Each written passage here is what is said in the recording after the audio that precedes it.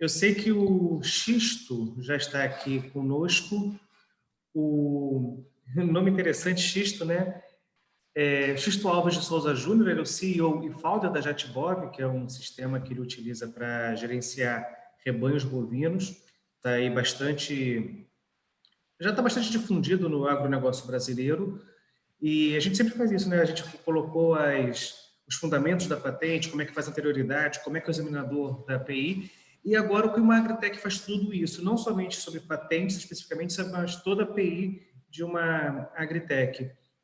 E ele foi uma sugestão da AB Startups, que é a Associação Brasileira de Startups, que o sugeriu esse nome para trabalhar com a gente. Xisto, meu amigo, se está aqui entre a gente, já pode assumir o microfone, fazer a... Se tiver alguma coisa para compartilhar, já pode compartilhar a sua tela. Seja muito bem-vindo e muito obrigado por ter aceitado esse desafio de falar na nossa Escola de Verão de Propriedade Intelectual.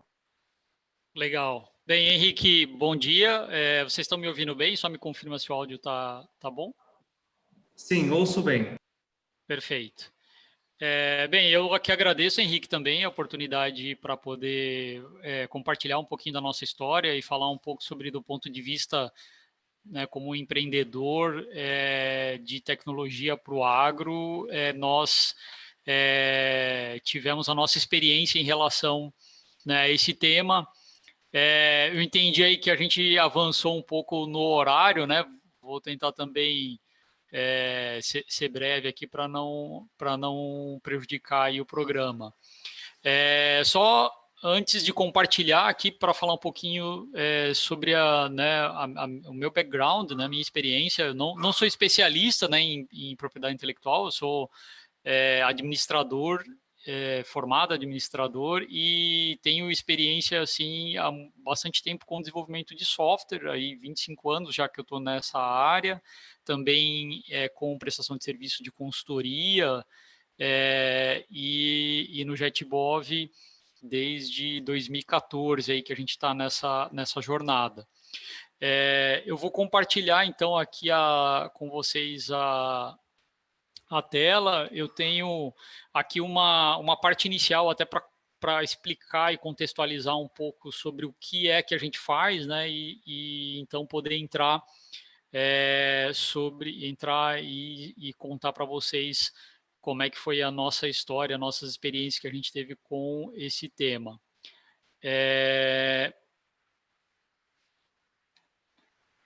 Vocês devem estar enxergando aí o boizinho já na tela. Então, nós somos uma empresa, né, onde o nosso propósito é empoderar o pecuarista. O que a gente está fazendo é tentar transformar essa atividade, que é uma atividade milenar, né, utilizando a tecnologia da informação e a digitalização, então, dessas informações, para, com isso, ajudar a tomar decisões melhores, né, como se a gente tivesse trazendo conceitos de indústria 4.0 para a produção de bovinos e através disso, gerar uma eficiência, um ganho maior na produtividade e, consequentemente, também na sustentabilidade dessa atividade, considerando que quanto melhor eu utilizo os recursos, principalmente os recursos naturais, para produzir mais proteína, eu estou deixando de desmatar, eu estou deixando de degradar o meio ambiente. Eu gosto sempre de contar um pouco a história, assim, para quem até não é da área, um pouco daí, né, sobre esse personagem aí que é o Juarez, né, que ele é pecuarista, mas ele faz parte, né, ele é de uma nova geração que está assumindo a gestão das fazendas. Xisto, deixa eu só fazer uma pequena interrupção. O que a Sim. gente está vendo é só um painel de gestão à vista, de inteligência em pastagem, é isso mesmo? Desculpa então. Então, peraí. Então tá. Você começou a falar de um personagem, aí eu fiquei um pouco ansioso. Então eu acho que eu selecionei aqui. Talvez a janela errada, não é? É, Isso, agora sim. agora Agora vemos funcionou. perfeitamente. Vou fechar Perfeito. meu áudio e meu. Então, eu gosto, né, sempre de falar desse personagem que é o Juarez. Ele cresceu ouvindo a frase do seu pai, do seu avô, né, que é o olho do dono que engorda o boi. Porém, como os últimos anos foram muito bons para o negócio, hoje o Juarez ele é formado em zootecnia, ele está conectado e ele quer se diferenciar no negócio da família. Então, para isso, o dia a dia dele envolve em coletar uma série de informações, de variáveis, de dados a respeito de tudo aquilo que está acontecendo na fazenda, desde o inventário do rebanho, pesos, índices reprodutivos, e ele precisa anotar também todos os custos que ele tem com a atividade. Bem, o Juarez ele está perdendo seu sono já, porque ele tem o receio de perder o patrimônio de gerações por não saber administrar corretamente a fazenda. Já que a pecuária ela é uma atividade muito difícil quando você envolve um volume de dados tão grande, desde informações sobre os animais, sobre pastagens, eu tenho influência, né, do clima, eu tenho influência sobre tudo aquilo que eu estou investindo para melhorar o desempenho, acabar gerando prejuízo para a fazenda, né, gerando prejuízo para a atividade. Muitas tecnologias estão sendo também desenvolvidas para ajudar na automatização da coleta de dados, desde sensores, brincos de radiofrequência para você conseguir identificar um animal de uma forma mais rápida e precisa. Você tem balanças eletrônicas que coletam esses dados até lá no campo, né? A balança está disposta de forma que toda vez que o animal passa ali, coleta essa informação. Porém, esses dispositivos, esses equipamentos, eles não são facilmente integrados. Normalmente, cada equipamento vai gerar lá uma planilha em Excel com aqueles dados, né, sobre aquele sensor específico que está instalado. E no final, o pecuarista, né, que não é um engenheiro de software, não é um engenheiro um cientista de dados, ele não consegue lidar com todas essas informações e tomar no final do dia decisões que de fato são importantes para ele na gestão da fazenda como um todo. Então é isso que a gente faz como tecnologia. A gente desenvolveu uma plataforma que é completa, que integra todos esses dados. Onde que a gente investiu muito em tecnologia nesse sentido foi integrar os diversos equipamentos de uma maneira que esses dados consigam ser coletados em campo, mesmo não existindo internet, né, mesmo que é uma limitação, é uma barreira, a gente fazer a informatização do campo, a digitalização do campo, sem a internet, lá onde as operações estão acontecendo. Então, a gente investiu muito em desenvolver mecanismos para integrar o nosso software com esses equipamentos e facilitar com, né, uma interface mais intuitiva, né, trabalhando muito no aspecto de experiência do usuário, melhorando a experiência do usuário, quebrar barreiras de tecnologia, de uso de tecnologia, que se a gente for olhar, né, para esse segmento, para esse para a qualificação da mão de obra que está hoje disponível do campo, que são naturais, são normais, inerentes dessa atividade. Então, a nossa plataforma ela é dividida em duas partes, né? O aplicativo é onde a gente desenvolveu muito essa tecnologia para comunicar com outros equipamentos.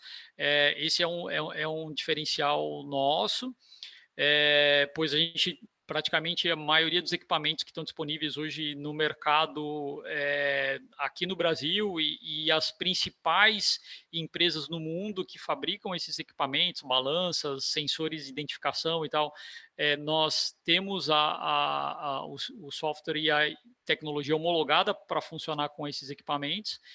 E na web a gente tem, né, uma outra parte da plataforma que é mais voltada à gestão financeira. Você tem ainda essa questão de trabalhar com as imagens de satélite para ajudar a gerenciar a utilização das pastagens, como é que você faz uma melhor adequação da quantidade de animais que você tem com né, o tamanho da área que você tem disponível, porque isso está diretamente relacionado com a disponibilidade de comida para esse gado e, consequentemente, diminuir a necessidade de você comprar suplementação, comprar ração, comprar comida para suplementar a dieta dos animais, e isso interfere na lucratividade. Então, a gente, né, trabalhou muito para testar formas diferentes de apresentar os dados, de coletar os dados, para vocês entenderem. No início, né, a gente, por bastante tempo, ficou testando em campo e validando como seria, de fato, essa solução, de maneira a quebrar essas barreiras, né, e conseguir, por exemplo, com que um profissional de campo, né, lá um vaqueiro, que é um termo usado, peão, né, que normalmente é semi-analfabeto e tal, ele consiga usar este aplicativo para ajudar nessa coleta de dados e aí né, a gente garantir que tudo aquilo que está acontecendo no campo está refletindo em informações para que as decisões sejam apoiadas com base nesses dados. Então, aqui são algumas telas, né, do aplicativo só, e quando a gente fala da integração com equipamentos, a gente trabalhou muito na otimização do próprio tempo de coleta, o termo, né, que é utilizado, que é o manejo com o gado, né? Então, toda vez que eu vou trabalhar nesse exemplo desses vídeos, eles estão pesando o gado, esse tempo em que eu faço a contenção desse animal, né, ele, além de ele estressar o gado, e aí isso pode interferir no próprio desempenho do animal, mas eu também tenho toda a mão de obra envolvida, né, todo o custo de se fazer toda essa operação e à medida que as fazendas, né, têm uma quantidade de animais maior, isso é muito relevante quando a gente fala né, de uma diminuição de 70% desse tempo, onde no final desse processo eu já estou com todos os dados coletados, eu já tenho algumas informações que eu consigo enxergar e para decidir, e em que no passado isso poderia levar semanas, porque o processo era muito manual, a anotação era feita num caderno, depois alguém tinha que redigitar isso para poder analisar em numa planilha e tudo mais. Então a gente investiu muito nessas tecnologias que são muito relacionadas à experiência do usuário e como a gente facilitar a utilização, tornar esse tipo de tecnologia mais, né, tornar a adoção desse tipo de tecnologia muito mais fácil e de maneira em que a gente conseguiria fazer isso mesmo à distância, né? Então, a gente, né, toda a venda, toda a implantação dessa plataforma, ela é feita pela internet.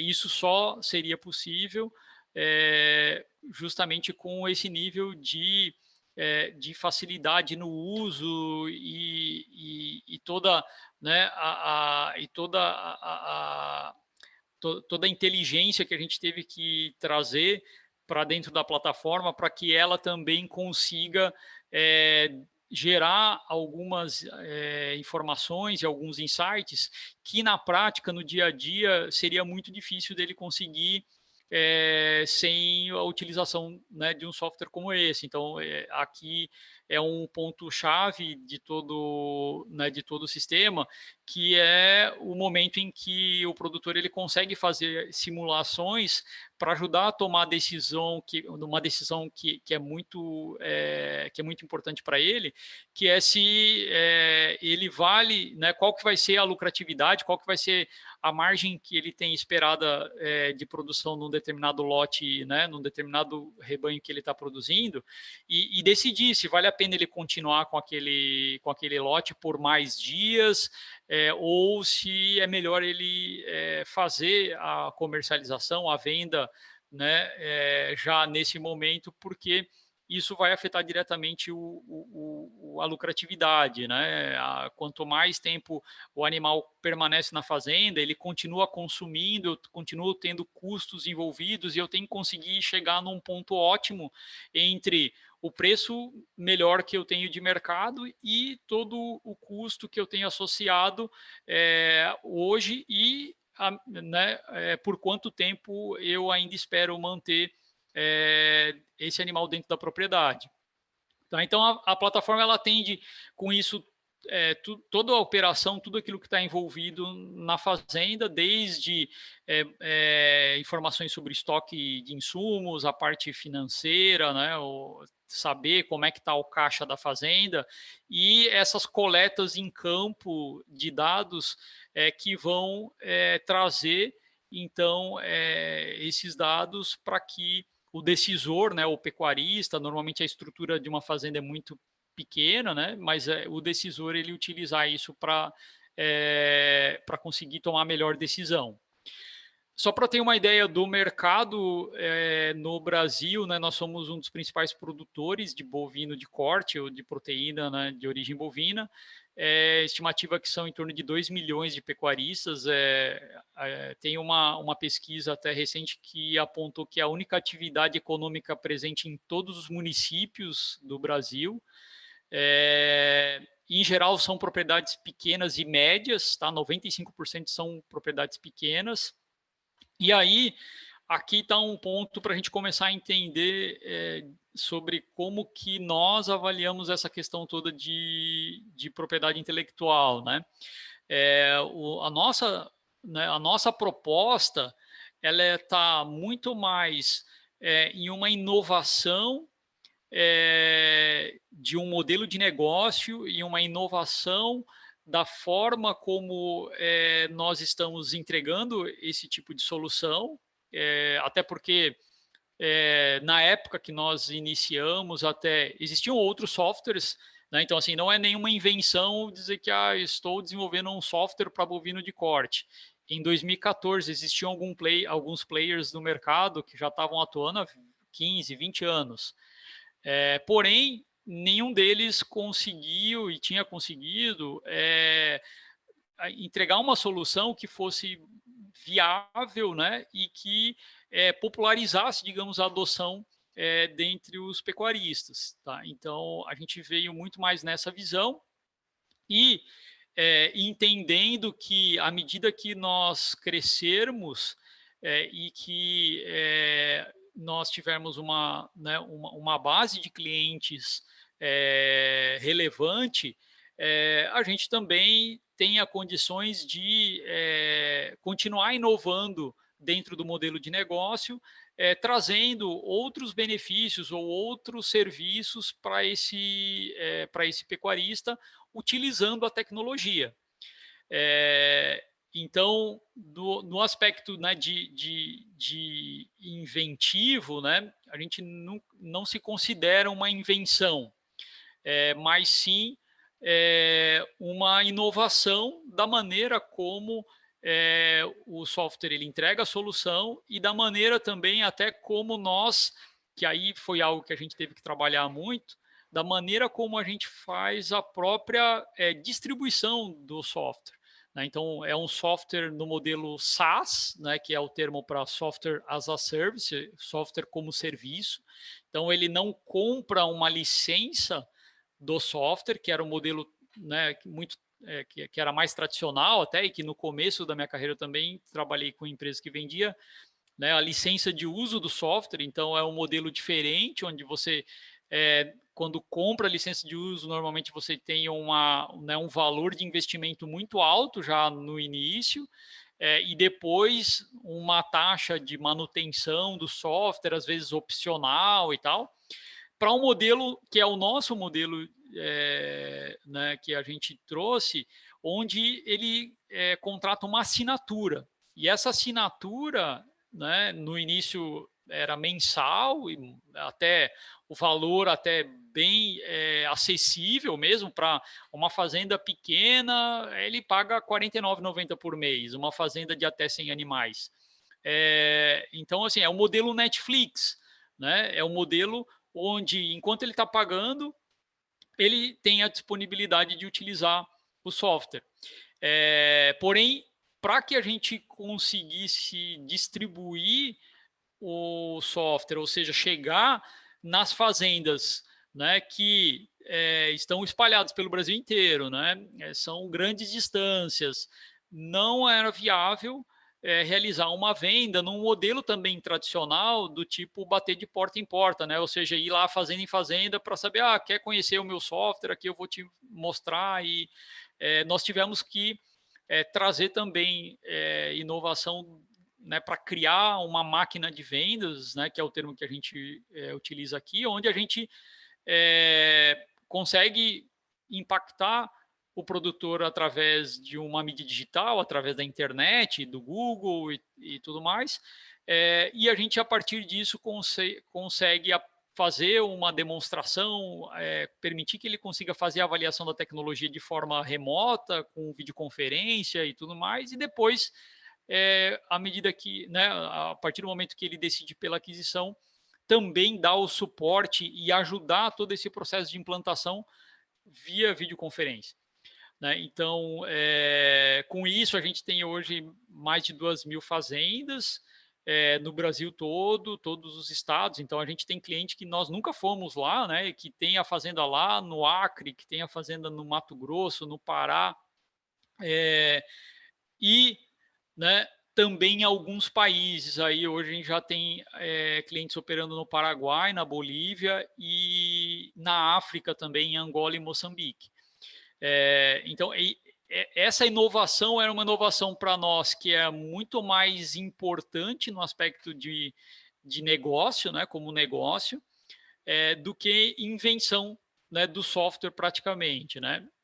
Aqui, mais, né, por curiosidade, a gente hoje já fomos reconhecidos, estamos sendo reconhecidos como uma tecnologia no agro, né, ou uma agtech, de uma das principais. Aí a gente recebeu essas duas premiações aí 2 anos seguidos, 2019 e 2020, tá?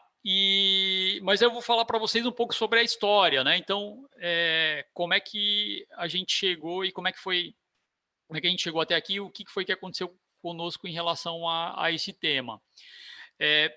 Primeiro, explicando que nós seguimos, né, dentro desse mundo startup aí, que hoje já é bastante, né, difundido, o pessoal já até conhece mais aí esse tema, mas a gente, quando iniciamos a concepção dessa ideia, nós começamos num padrão bem, se pode se dizer, num padrão, e passamos por todas as etapas que uma startup passa desde o seu nascimento até chegarmos no estágio atual. Por que eu digo isso? Porque nós, em 2014, que foi quando a ideia foi concebida, e até por motivação um pouco muito parecido com a história que eu contei do Juarez, então da família, trocando gerações, e aí enxergando que precisava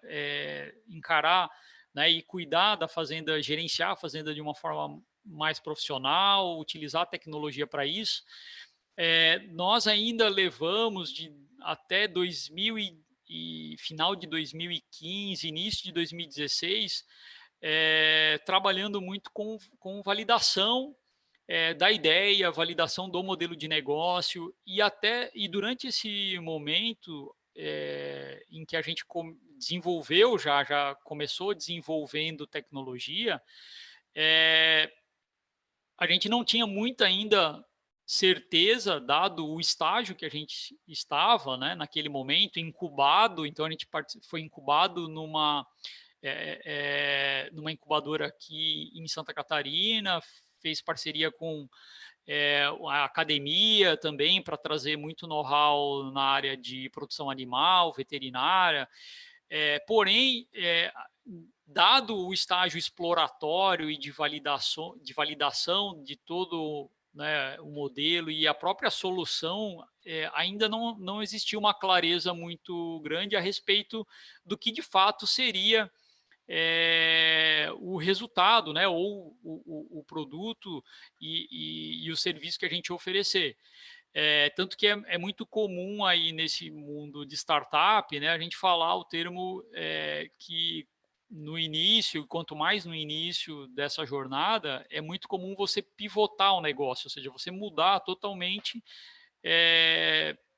por conta, né, de algum aspecto que você validou e que fez você mudar o produto, mudar a forma como você vai trabalhar. Isso aconteceu conosco também, tá? Então, no início, nós começamos com uma ideia, que era uma ideia um pouco mais voltada para a comercialização de gado, e à medida que a gente foi conversando com os pecuaristas, entrevistando, visitando fazendas, conversando com outros atores, a gente começou a perceber que existia uma outra dor mais importante, maior e mais, né, que tinha muito mais valor para o próprio pecuarista, que era essa dificuldade de gestão, de coletar os dados, do que a ideia inicial. Então, a gente, naquele momento, já tinha desenvolvido uma primeira versão, né, de aplicativo, já tinha site, já tinha nome, e 6, 7 meses depois nós jogamos tudo fora, esquecemos aquilo e a partir desse, né, desse processo surgiu o JetBov. Então nem era JetBov, era outra coisa, e isso foi lá, né, em final de meados de 2015. Então, meados de 2015, né, a gente já tinha passado 7 meses, a gente abandonou uma ideia e todo o desenvolvimento que a gente já tinha feito para começar, de fato, o JetBov. E aí, novamente, né, passar por toda a validação e conversar com produtores de estar fazendo, e tentar, né, e desenvolver outra solução, tentar utilizar, enxergar quais eram os gargalos, como que seria a melhor forma de operacionalizar isso, qual o modelo de negócio que seria viável. E a gente fez isso até início de 2016, quando nós fomos selecionados por um programa de aceleração. Então, aí, nesse momento, passamos por um outro estágio, para uma outra etapa aí da jornada, onde, naquele momento, a aceleradora, né, de certa forma, entendeu, validou que o que a gente estava fazendo, pelo tamanho do mercado e todo o modelo de negócio, existia um grande potencial de crescimento rápido. Naquele momento a gente tinha alguns clientes, né, só, mas nesse momento ali, em 2016, em que a gente começou dentro do processo de aceleração, a testar e validar, né, essa inovação ou esse aspecto de venda, de distribuição da plataforma, se realmente ele era viável, factível, né, e até hoje não faz tanto tempo, assim, eu considero que não faz tanto tempo, né, mas em 2016 você né, falar que está vendendo uma tecnologia para um segmento que é o produtor de gado, que é um software, e que você está fazendo essa venda pela internet, era um pouco difícil de acreditar. Então, a maioria, né, tinha de certa forma, um paradigma que, não, o produtor não utiliza isso, o produtor não está na internet, o produtor não vai comprar e você não vai conseguir. Baseado nessas hipóteses, a gente teve que provar e validar isso. durante o ano de 2016, praticamente foi o que a gente fez. E aqui começou a ter o primeiro contato com propriedade intelectual. No mesmo ano, nós participamos do programa do Sebrae, aqui em Santa Catarina, que chama Startup SC, como se fosse um programa de capacitação, né? Até o pessoal fala, é quase como uma pós-graduação para founders, para fundadores de empresas de tecnologia. E um dos temas foi propriedade intelectual. Tá? Então, aqui em que a gente começou a conhecer quais eram essas possibilidades e fazer essa avaliação de que maneira que nós poderíamos nos proteger e a partir disso ver se era viável ou não tomar alguma ação, né? Então aqui eu estou trazendo para vocês mais, né, da minha visão, né, daquilo que a gente naquele momento entendeu sobre quais eram as possibilidades, como sendo um software, entendemos que não caberia algumas coisas relacionadas a registro de patente, mas sim registro de software, né? Apesar que naquele momento, ali ainda no estágio bastante inicial, a gente até tinha algumas ideias de desenvolver hardware também, de inovar ou de inventar algum que poderia ser vinculado à coleta de dados, né, que poderia, como parte da solução, trabalhar mais nessa questão de coleta, porém, como uma decisão estratégica, a gente não quis avançar nessa invenção ou nessa parte de hardware, porque a gente começou a ter uma proximidade, começou a ter um bom relacionamento com todas as empresas que já estavam fazendo isso e eram multinacionais já, e entendemos que estrategicamente era melhor para nós focarmos no software e nos apoiarmos nessas empresas como possíveis parceiros que estariam indicando o uso e homologando a maior quantidade de equipamentos que a gente pudesse, do que entrar para bater de frente e acabar virando como um concorrente dessas empresas. Então a gente entendeu que o que faria sentido poderia ser registro de software e registro de marcas, né? Registro de marcas, né, estava bem claro que faria sentido por toda a visão que a gente tem de onde a gente quer chegar, de uma empresa, né, que tem o potencial para se tornar global, e cada vez e trabalhando muito na questão da marca para cada vez ter uma maior autoridade em cima desse setor. Então a gente entendeu que sim, fazia total sentido. O registro de software foi uma discussão bem bacana, assim, porque várias empresas eram de tecnologia como software, né? E o consenso geral era de que é pouco prático, não faz sentido, não vale a pena,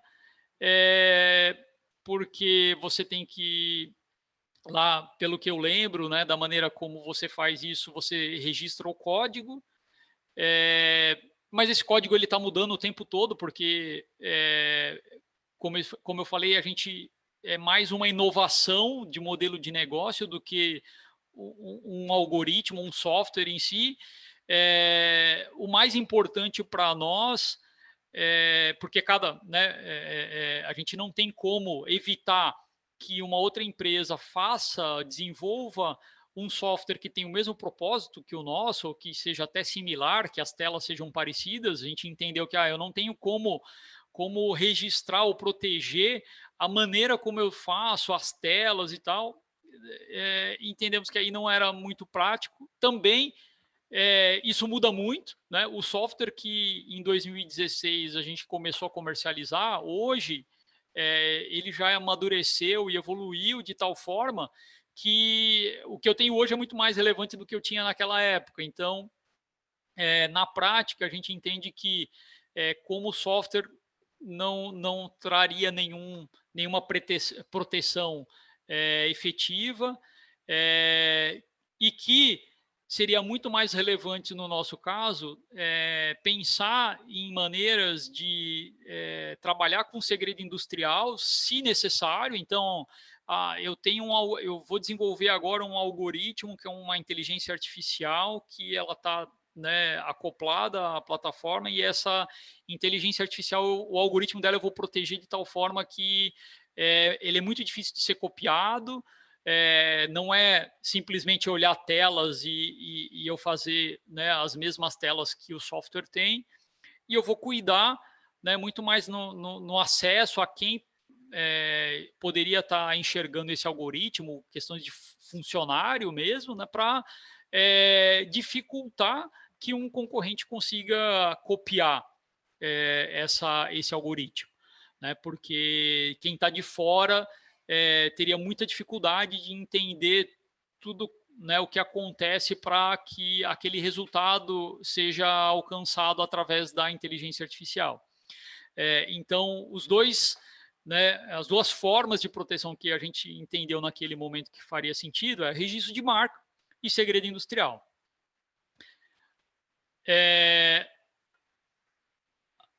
Até aqui alguma dúvida? Posso seguir aqui? Pode prosseguir, sim. Já tem uma inscrição no Perguntas, mas acho que não sei se você prefere responder agora ou responder no final. Como preferes? Eu acho que para mim é melhor no final aí, que aí eu consigo seguir aqui a linha. Então, no final a gente responde. Pode prosseguir. Perfeito. Então, segundo ponto aí, o segundo momento em que a gente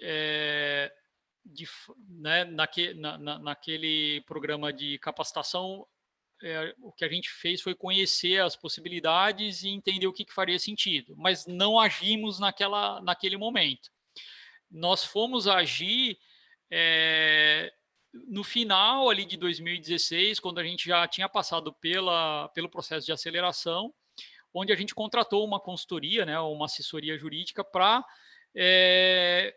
conduzir esse processo junto com a gente de registro de marca, já que entendemos que era isso que faria sentido. Aqui, para vocês entenderem também um aspecto aí, como startup, isso é algo bastante oneroso para você decidir, né? Eu vou contratar um escritório para me ajudar a fazer esse processo, considerando que naquele momento ali a gente ainda estava no estágio muito inicial, a gente não tinha um faturamento relevante, né? Basicamente, o investimento, a gente recebeu o investimento da aceleradora, depois a gente recebeu ainda mais um investimento de alguns investidores anjos, né? Mas era uma decisão difícil de você dizer que eu vou alocar 15 mil para contratar uma assessoria para fazer registro de marca. Normalmente é uma coisa que a gente vai meio que postergando, né? Nesse caso, na ACE, né, na aceleradora que a gente foi selecionado, fazia parte do programa já dentro de um pacote de serviço, que aí tinha várias coisas que a gente podia fazer, esse serviço para fazer registro de marca, e nós não tivemos que desembolsar esse valor, né? Então, nós fizemos com a Tozini Freire em São Paulo, foi muito bacana o processo e tal. Inclusive, para mim, foi fundamental ter feito um processo junto com a assessoria, porque eu entendi que isso é tirar muito foco, é muito burocrático, tem que entender muitos termos aí. Conhecia outros empreendedores que estavam fazendo isso sozinhos, né, justamente porque não tinha como investir nisso, mas eu entendi que foi muito, muito acertado, mas esse modelo, né, de parceria do escritório com a aceleradora foi bacana, porque nesse momento a gente não tinha condições de investir nisso, mas depois a gente começou a crescer e a gente acabou pela relação, né, pelo relacionamento com a Tozini Freire, contratando outros serviços deles, né, porque a gente começou a utilizar eles como escritório de advocacia. Então, digamos, no caso, né, da visão da Tozini, essa era mais uma forma de, né, de conhecer, de começar a fazer relacionamento, e fizeram, né, dentro dessa parceria com a aceleradora. Imagino que teve algum valor envolvido que foi, né, subsidiado e tal. No nosso caso, fez muito sentido e foi bem acertado trazer esse escritório. Porque o que aconteceu em seguida, né? Decidimos fazer o registro da marca logo que, né, em janeiro de 2017, ou seja, alguns dias depois que o registro tinha sido feito pelo depósito, né? Começou o processo pela assessoria, a gente recebeu uma notificação do Red Bull de que a nossa marca ela estava em conflito, né, com a marca do Red Bull. Então, essa, né, era a nossa marca inicial. A gente não gastou muito tempo para desenvolver uma logo, né? A gente achamos uma imagem bacana na internet que era um animal, um boi, mais ou menos estilizado, né? Mas que, segundo, né, a Red Bull, quando nós fizemos o processo, quando nós demos a entrada no processo, ela era muito semelhante, né? Então eles fizeram todo um dossiê, uma notificação explicando todas as formas que o Red Bull utiliza, né, da marca, né, principalmente em relação ao desenho, né, do animal, e de que a gente seria multado, né, de que eles entrariam com um processo se caso fosse, né, seguido o processo de registro da marca da forma como ela estava. Então, alô? Alô? Alô? Alô? Não, Estão ouvimos me bem. Acho ouvindo? que alguém abriu o microfone, mas pode prosseguir, meu amigo. Ok. Perfeito. Então, isso se desenrolou aí em 2017, foi fundamental nesse caso, né, a assessoria jurídica, porque eles conduziram isso e nos ajudaram a tomar a decisão do que seria melhor, né? A gente fez uma resposta da notificação, explicando e tal, para tentar ver se existia né, um espaço, uma possibilidade de manutenção, né, dessa marca, e até que a gente chegou à conclusão que, bem, é melhor não brigar com eles, porque nós não vamos ter como aguentar essa briga, né? Até assessorados aí pelos advogados, isso possivelmente seria um processo muito longo, caro, e nós não tínhamos uma relevância de marca tão grande assim para chegar à conclusão que eu vou enfrentar de fato esse processo.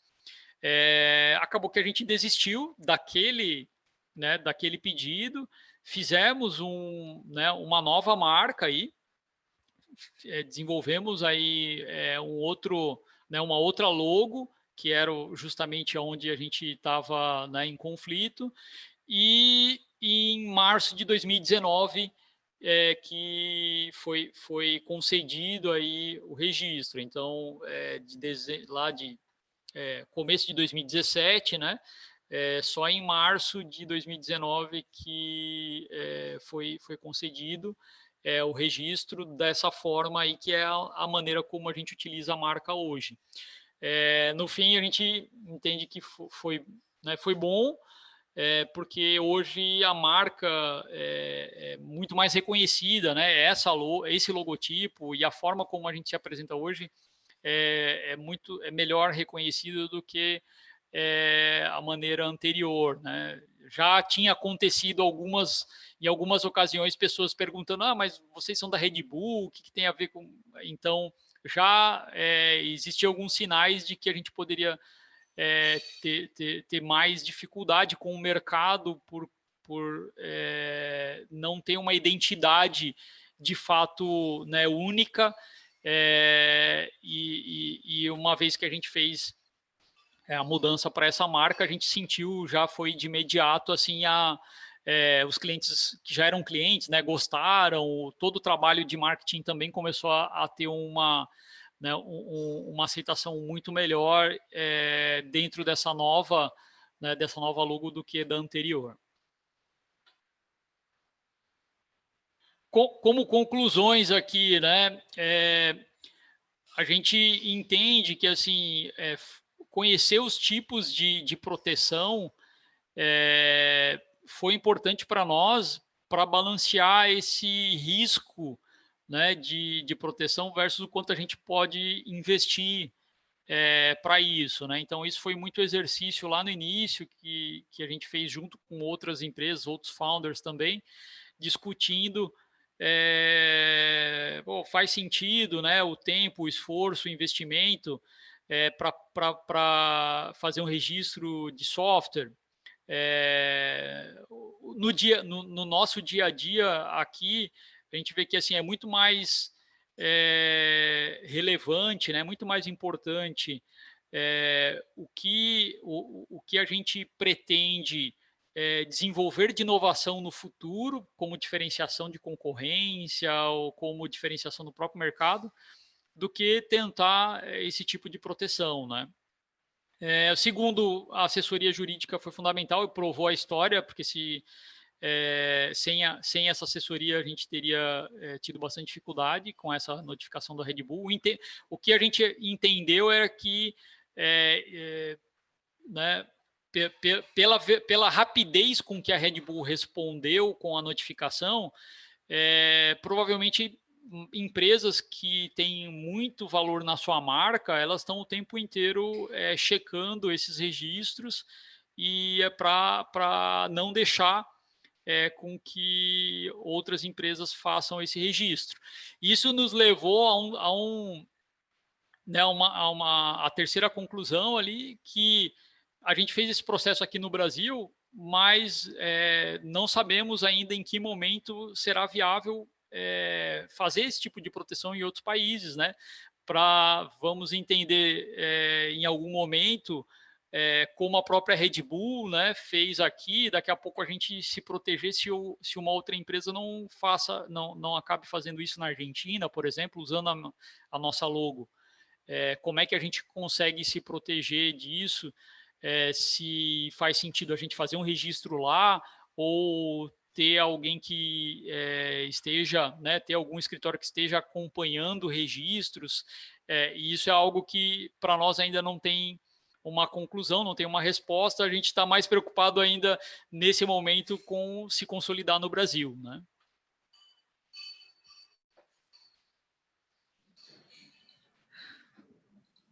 Maravilha, meu amigo. Acho que você, não sei se eu percebi a deixa, mas concluiu a apresentação, não foi Alô? isso?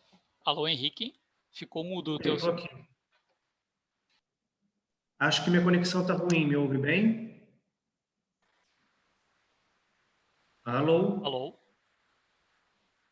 Oi. Me ouve?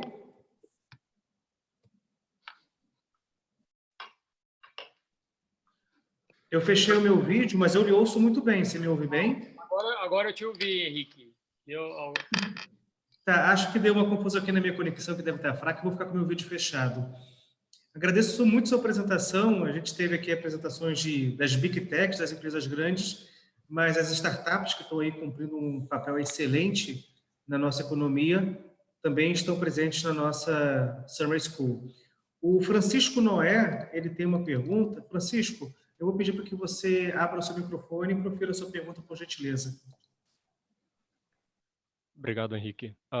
Bom, Xisto, parabéns aí pelo case de sucesso, bem legal, bem interessante o trabalho que vocês desenvolveram e também, assim, para a gente ver todo esse percurso, né, que vocês fizeram até chegar no momento que vocês estão. Na verdade, não é nem pergunta, é mais uma dúvida, enfim, uma curiosidade.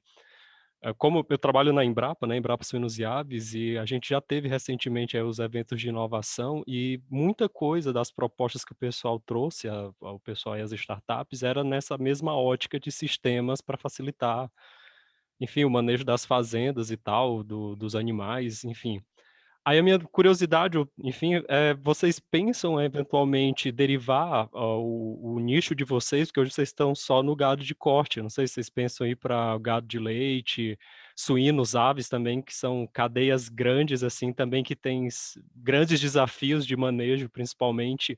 Uma coisa que me chamou a atenção quando tu botou ali da vaca, né, do gado, enfim, sendo pesado, que, tipo, uns colegas aqui que faziam experimento em campo com suínos, eles falando que, por exemplo, a pesagem do porco, assim, que vai ser carregado para abate, é visual, não existe balança. Então, assim, é uma pessoa treinada de olho que um porco mais ou menos de tanto tamanho deve pesar mais ou menos tantos quilos, então ele vai ser carregado. Aquele outro que é um pouquinho menor não vai. Então, assim, tá urgente essa necessidade, porque não tem mais essas pessoas, assim, com essas expertises mais arcaicas, né, então cada vez mais está sendo necessário atualizar esses procedimentos. Então, assim, é mais para saber se vocês vislumbram ampliar ou talvez o foco seja internacionalizar o que vocês já têm bem consolidado.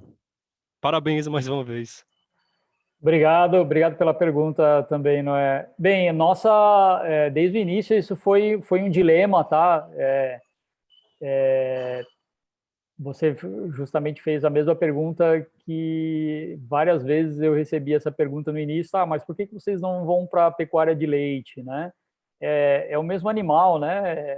Tudo é boi, vaca, mas assim, isso foi resultado do trabalho inicial de validação, de estudo que a gente fez, profundo assim sobre o mercado, né, e quais eram as dores, e a gente entendeu que por si só o nicho, né, da bovinocultura de corte, ele é muito diferente, e a dinâmica do mercado é muito diferente da bovinocultura de leite, como também é da suinocultura, né, da avicultura.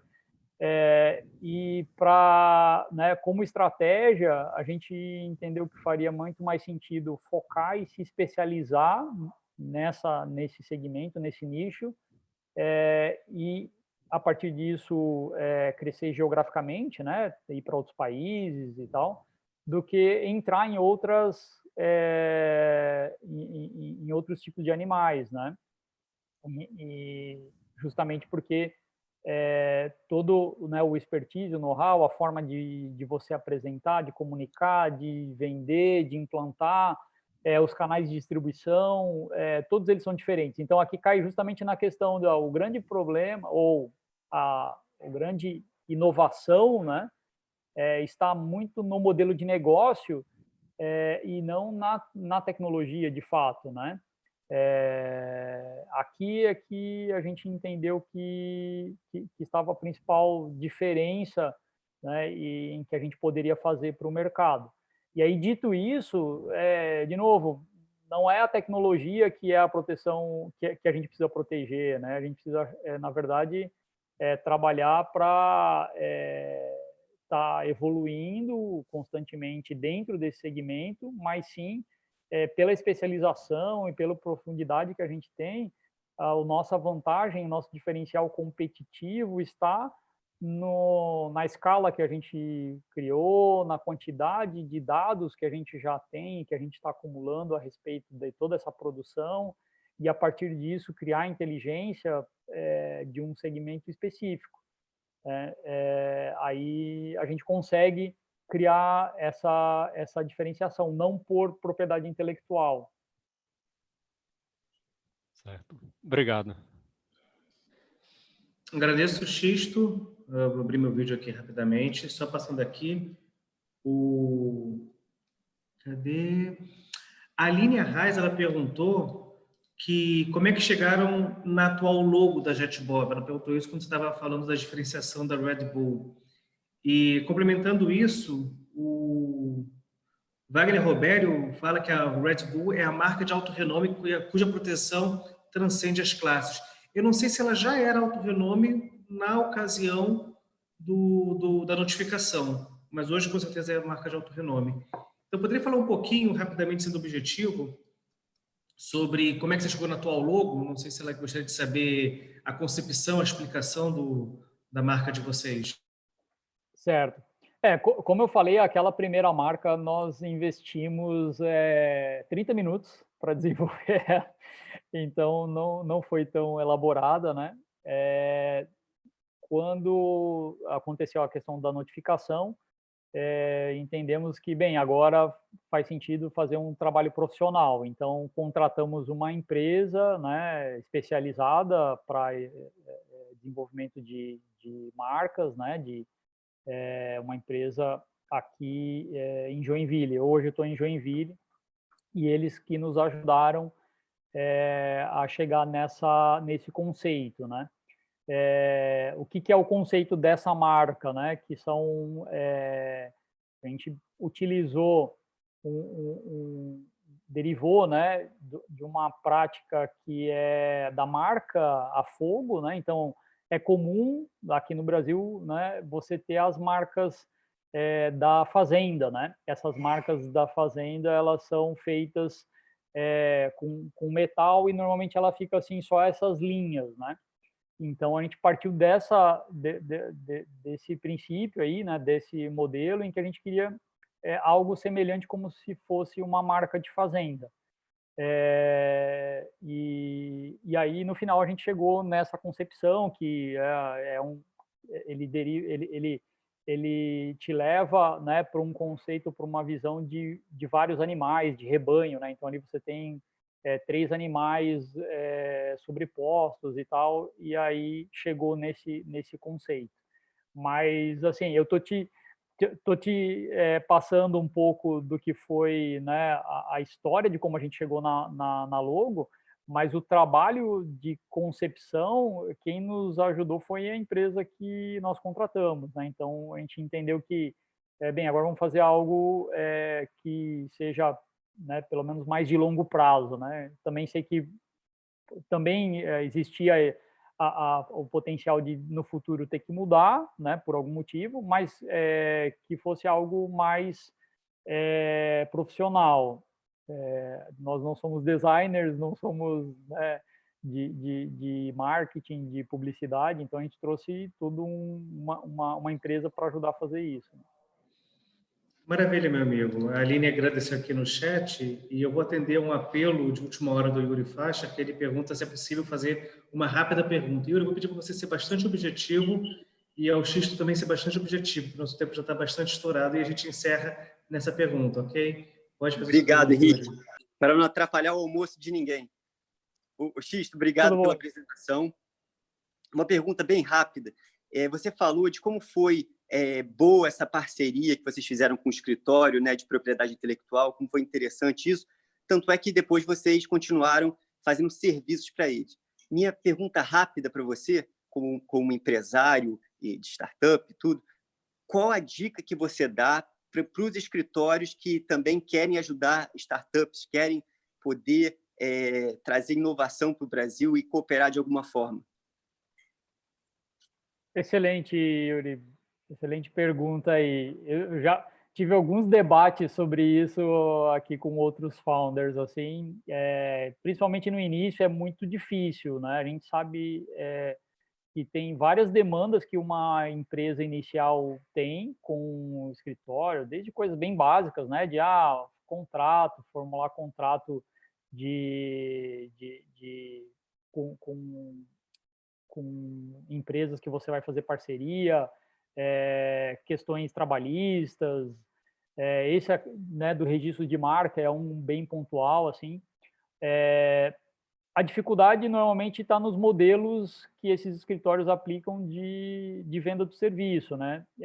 Se você trabalhar num modelo padrão, cada valor para fazer um contrato é R$3.000, o valor para fazer isso é R$5.000.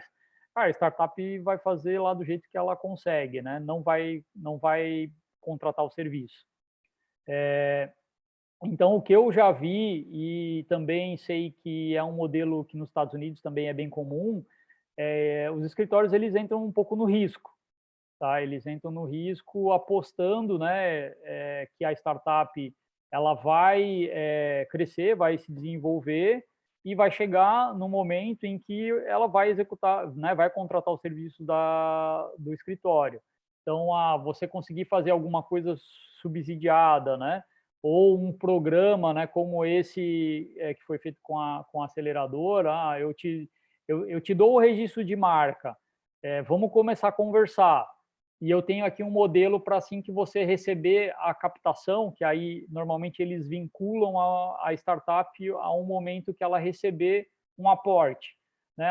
Quando você receber o aporte, você então me paga por esse serviço, tá? Porque enquanto você não recebeu o aporte, você não tem como financiar, né, a contratação desse serviço. A startup não está faturando, a startup está só investindo, né?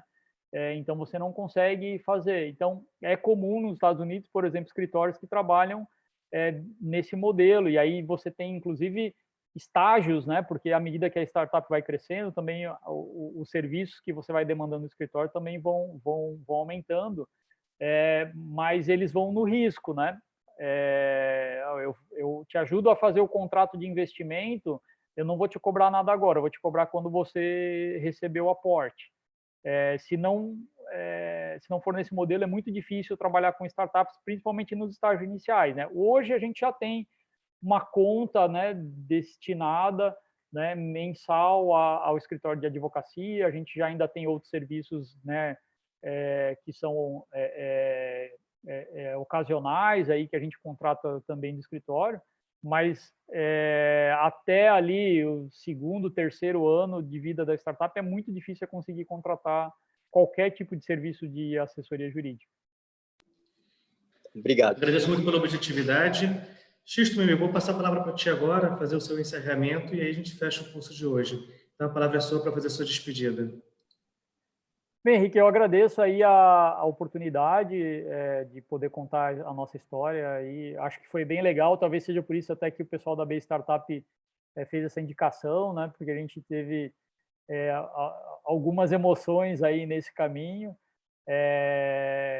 e fico à disposição. Eu deixei o meu contato ali no grupo do meu e-mail, para quem, né, quiser alguma informação adicional também, eu fico à disposição, e um abraço aí para vocês. Agradeço, vou ler aqui, xisto, xisto, @jetbov.com. Quem quiser entrar em contato está aí à disposição. Perfeito. Então, a todos os participantes da Summer School, eu vou me despedir agora. Nós encerramos hoje esse ciclo de patente e inovação. Tivemos aí a anterioridade, a análise, a aplicação, tanto de uma startup quanto de uma empresa de grande porte.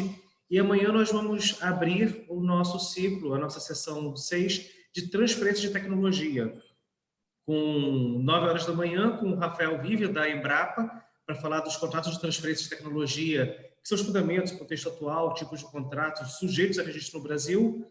Inovação e transferência de tecnologia, às 10h30, com o senhor Fabiano Barreto. E 11h15, uso da literatura patentária para a busca de oportunidades na indústria cervejeira. A gente vai falar de cerveja na hora do almoço, olha que coisa maravilhosa. A todos eu me despeço, então, e Xisto, eu esqueci de falar contigo, você é convidado a assistir tanto os dias de hoje quanto os próximos dias, que se quiser, algum tema for interessante, todo dia a gente coloca lá o link no grupo de palestrantes. Se algum for interessante, como esse de cerveja, pode não ser profissional, mas às vezes o lazer é interessante, sinta-se à vontade para voltar aqui nessa sala que a gente divulga todos os dias no grupo de palestrantes. Perfeito. Gente, obrigado, boa tarde a todos. Boa tarde a todos. Bom almoço, até amanhã. Tchau, tchau.